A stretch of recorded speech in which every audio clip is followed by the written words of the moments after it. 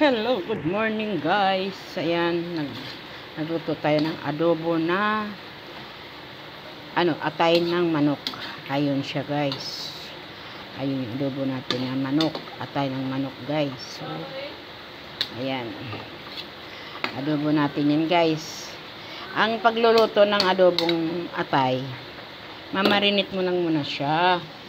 Marinate mo lang sa muna ng toyo.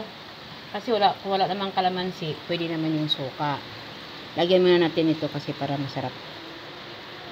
Wala naman toyo, wala naman siyang kalamansi, pwede naman yung suka, guys. So, kung may kalamansi ka naman, pwede yun. Mas masarap nga yun. Pag wala naman, suka na lang siya. Marinate mo muna sa suka, saka toyo. Isalang mo siya para lumambot. Para maluto mismo yung atay, para hindi siya magdurog-durog ba. Ayan yung ingredients niyan, pero walang pamintang laurel yan, kasi wala kasi ako pamintang laurel, di ako nakabili. So ngayon pamintang durog-durog lang.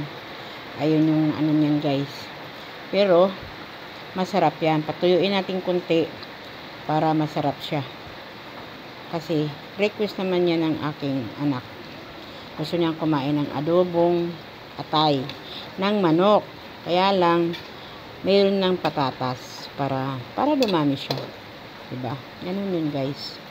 Hayaan muna natin siya kumulo para maluluto. Pero luto na yan kasi minamarinate ko nga muna. Sinalang ko lang muna ba?